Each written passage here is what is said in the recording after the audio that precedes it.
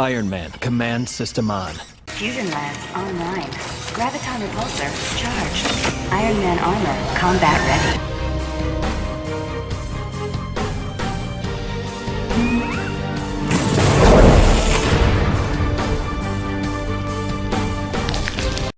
What's up, it's Dan Kirby Collector with a quick look at the Sentinel Suit Up Armorized Iron Man. Now, if you guys aren't familiar with Sentinel, they're an Eastern company who's getting a lot of love right now from us collectors, and it's for good reason, because those dudes have been hitting home runs one after another. Most recently, it was that Bleeding Edge Iron Man. Now, if you're an Iron Man collector, that's a figure you need in your armory. It's essentially a Hot Toys. That's how good it is. It's a Hot Toys. Now this guy here, I'm not sure if this is a new series, a new line, but it's a suit up figure. So it's an action figure that you'll get dressed like you would a doll. He'll come as pictured for the most part, except for those disc plates on his waist. Those will not be installed already. You'll need to do that. The reason why they're there is because I've taken them apart several times now, and I didn't want to keep removing and reapplying those disc plates because I didn't want to wear the joint out, so I left them on.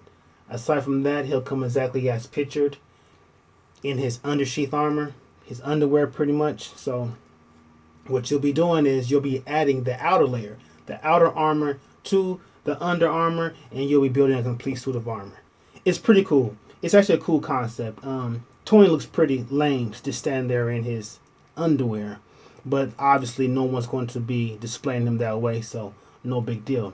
But the concept itself is pretty cool, because maybe we'll get other armor kits that we can add to the base Tony and build different suits of armor.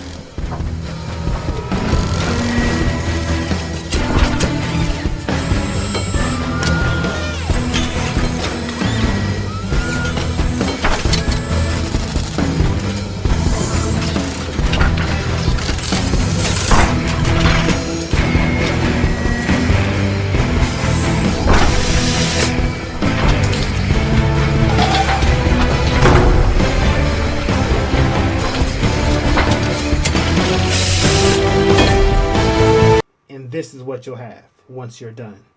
The Pentagon Armor. Now, the Pentagon Armor is a suit that Tony wore during the early 2000s, as late as, I don't know, maybe 2004, 2005. Correct me if I'm wrong, but somewhere around there. So it's not an iconic armor, but it's not an obscure armor either. It's a pretty popular armor. The armor has some size to it. It kind of reminds me of the War Machine as far as the bulk of it. I think that the legs on this guy, though, the thickness, I think they're too thick. But that's a minor gripe. No big deal there. I should also mention that this figure has a ton of die cast, which is funny because the Bleeding Edge armor, which is the premium figure, doesn't have any die cast. You would think it would be vice versa, but it's not. The lower end figure, this here, has all the die cast, and there's a ton of it. The shoulders are all die cast. The chest plate is all die cast. The neck armor, that's all die cast. The back armor, the back plate is all die cast. There's sections in his legs that are die cast, and the feet are all die cast. So this figure has some nice weight to him. When you pick him up, you'll definitely feel that heft. But it actually complements the figure in its posability, because he has the tendency now to stand upright. He doesn't fall over because the weight is well distributed, and it helps keep him in his poses. Now the paint is great, especially on the undersheath, the under armor, that underlayer of Tony's suit.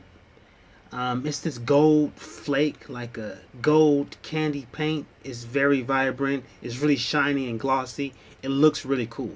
I'm not sure if that's going to show up on camera or not, but like I said, it looks really cool. The outer armor, that flat, darker red color, it's pretty boring. It's dull. It's not a whole lot to it. There's not much detail with it. There is some shading here and there, but for the most part, like I said, it's pretty boring. However, that is an accurate representation of the character's costume from the comic book, so it is what it is. Now let me touch on his head sculpt real quick, because it's amazing.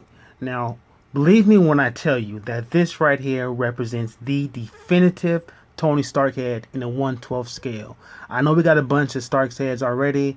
They've come with other Marvel Legends, but this is by far the best. Now, we got that Agent Coulson figure coming out soon, and that 3-pack, and everybody's going to want to have a suited Tony Stark, and this is definitely the head you want to use with that body. So one of you casters, cast his head quick, fast, and in a hurry. It's amazing. They did an awesome job.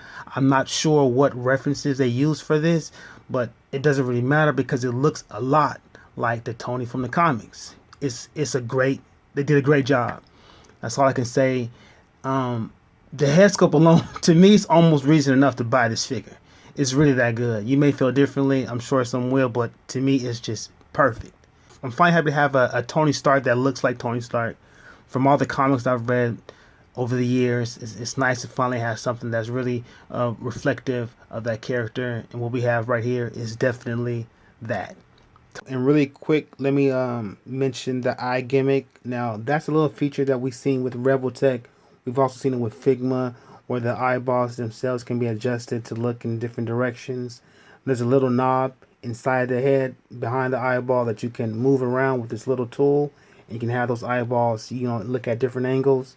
The problem that I found with this figure, as opposed to the Rebel Tech and Figma feature, is that on this figure, that little knob, it kind of clicks back in place. It's not a smooth motion. So when you go to move those eyes back to get them centered, you may have a little problem, in doing so, because it doesn't just slide back. They click, and so sometimes you over click one way or the other. It gets really frustrating trying to line them up again. So just keep that in mind before you go adjusting things and find out that your figure has a cock eye, because you can't get that one eyeball all the way back perfectly. Now, as far as articulation goes, this figure obviously has a lot of it. You'd expect so with a high-end figure. He actually has some really interesting articulation too, especially in regards to the abs. But one of my biggest gripes, one of my biggest complaints, the biggest fail, the biggest flaw with this figure has to do with articulation. Now, of all the poses that you can get this dude in, the one pose you can do is the most iconic. I'm talking about the pose where Iron Man has his outstretched arm at shoulder length height and he's firing off a repulsor. You cannot do that pose because of poor execution of the design. The shoulder armor is too big. So the minute you go to raise that armor up, it gets stuck on the chest armor. When you're paying this much money for a figure, a high-end figure, you expect more, you expect better. You don't expect, such a bad design flaw. It's horrible. The one pose he can do is the best pose. Now, having said all that, there is a workaround. But there shouldn't be. You shouldn't have to work around it. It shouldn't have been designed this way in the first place. But you can work around it. What you need to do is you need to pull the shoulder armor off just a bit. You put it on halfway. And by doing that, that'll give you the clearance that you need to bring his arm up to shoulder length height. But still, the fact that you have to do that kind of sucks in the first place. But you can do it. But you shouldn't have to do it. But you can. It is what it is. So take that in consideration if you're thinking about picking this figure up. Does it ruin the figure for me? No, it doesn't, because there is a workaround. But it still kind of sucks, though.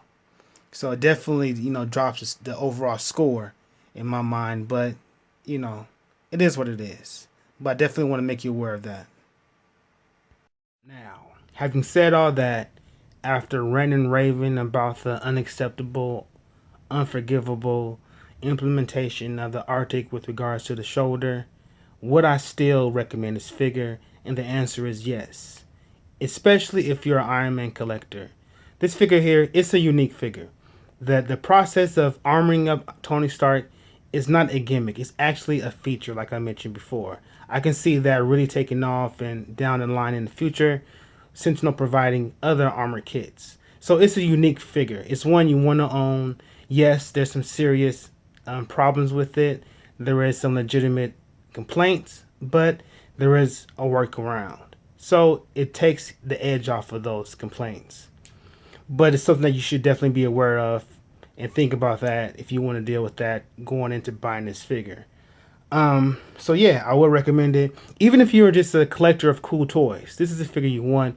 It's a lot of playability with it. I've been having a lot of fun with it. So yeah, I would recommend it. Having said that, thanks for watching, guys.